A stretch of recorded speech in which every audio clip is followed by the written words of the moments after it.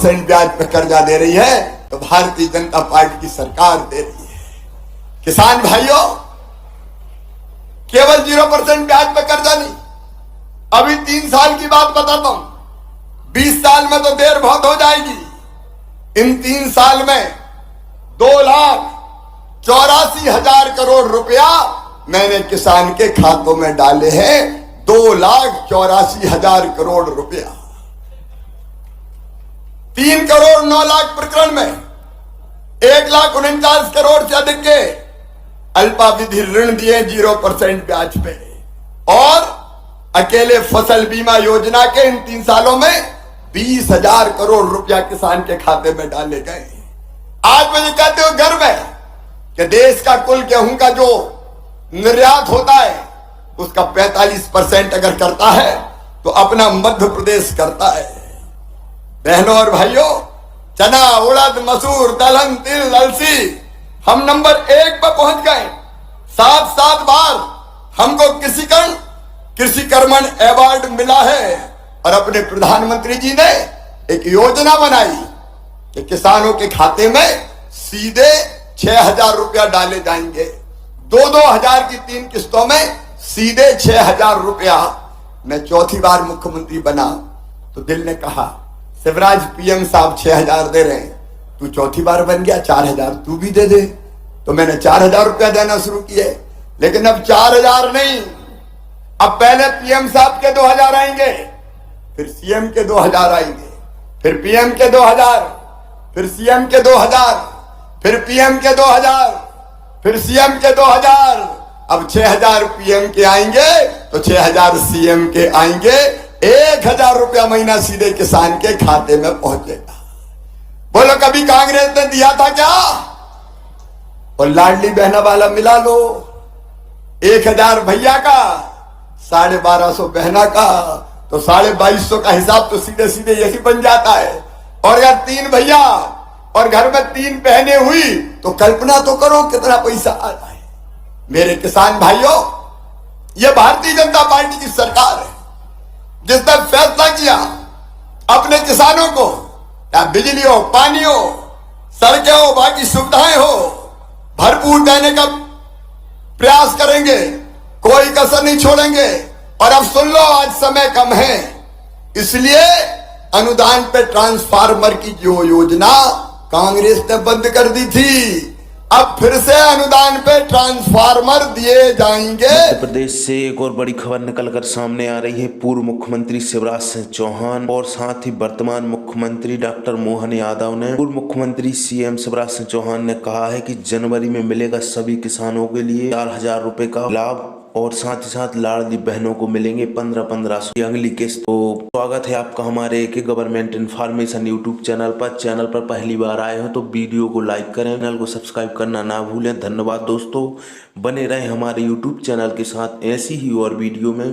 तो आज की वीडियो में हम आपसे बात करेंगे मुख्यमंत्री शिवराज सिंह चौहान ने क्या कुछ कहा है किसानों के लिए, और साथ ही लाडली बहनों के लिए सीएम शिवराज सिंह चौहान और डॉक्टर मोहन यादव ने लाडली बहनों और किसानों के लिए कर दिया है बहुत बड़े ऐलान। आज के इस ऐलान में हम आपको बताएंगे कि किसानों के लिए, किसानों की आय दुगनी करने के लिए धान का समर्थन मूल्य 3100 रुपए प्रति क्विंटल और गेहूं का 2700 रुपए प्रति क्विंटल की दर से खरीदा जाएगा। साथ ही साथ 2,000 रुपए की राशि किसानों को दी जाएगी, वो भी प्रति माह। और साथ ही साथ लाडली बहनों के लिए 1,500 रुपए प्रति माह देने का वादा किया डॉक्टर मोहन यादव ने। साथ ही साथ और अनेक घोषणाएं भी की हैं, जो सुनिए आप इस प्रकार है। तो हमारी लोक माता अहिल्याबाई की नगरी इंदौर का वो मान सम्मान है, इस बात का मुझे गर्व है, इस बात का आनंद है। वाकई हम सबका सौभाग्य है। एक ऐसी कोई साम्राज्य हो सकती है, ऐसी कोई शासिका हो सकती है जिन्हें आज हमारे लिए वो अगर स्मरण करें कि अपना पूरा राज्य महादेव को समर्पित कर दिया और एक सेविका बनकर के आदर्श जीवन व्यक्तित्व किया। और केवल यहां नहीं, कहने के लिए वह तो होलकर वंश की साम्राज्य थी, होलकर वंश की एक तरह से यहाँ की राजा थी, लेकिन सांस्कृतिक दृष्टि से जो उनका काम करने का अंदाज था वो भी उस मुगल सत्ता में, जिसमें कई सारी चुनौतियां थी, लेकिन उस चुनौतियों में भी जिनने भारतीय सनातन संस्कृति को बढ़ाने का काम किया, सारे के सारे देवस्थान का पुनरुद्धार कराना, चाहे केदारनाथ, गंगोत्री, जमुनोत्री, रामेश्वरम, द्वारका, बनारस, कौन सा स्थान छोड़ा। बाबा महाकाल की सवारी में भी मुखौटों का एक बहुत अच्छा हार दे करके अहिल्याबाई ने उज्जैन का भी विशेष मान बढ़ाया। ऐसी आदरणीय हमारे लिए स्वर्गीय अहिल्याबाई की नगरी में मैं आप सबका वंदन करता हूं, अभिनंदन करता हूं। हम सबको मालूम है परमात्मा की दया से यशस्वी प्रधानमंत्री का यह शासन काल है, और जिस कालन से यहां मैं उपस्थित हुआ हूं, मैं आपके उस कष्ट का भी अपने परिवार के अंदर से एहसास करता हूं। हम सब जानते हैं परमात्मा की दया से जो वर्तमान का समय है, वो वर्तमान का समय कई सारी चुनौतियों वाला भी है। और चुनौतियों वाले में एक विषय, हमारे अपने बेरोजगारी के दौर में कोई भी नई फैक्ट्री खुलती है तो नई फैक्ट्री खोलने के लिए सरकार ही उसमें नियम बनाती है कि हाँ, हम सरकारी जमीन लीज पे दे देंगे, शासन की विभिन्न प्रकार की योजना से वो फैक्ट्री खड़ी हो जाना चाहिए।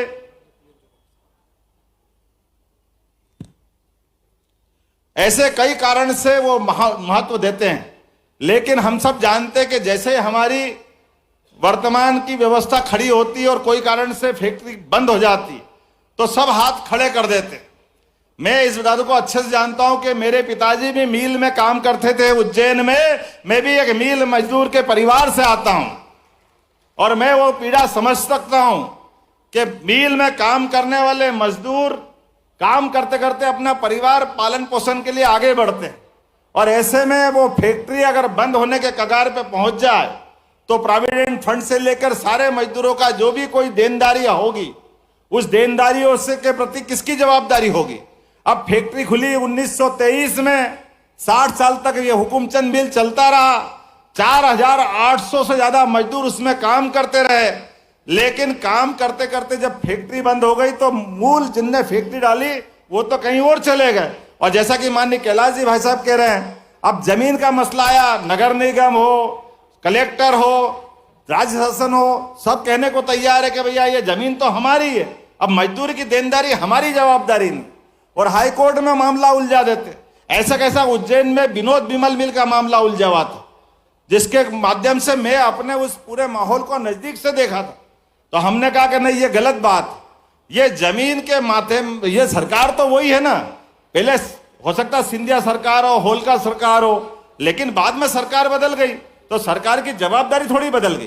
तो सरकार की दृष्टि तो विशाल होना चाहिए।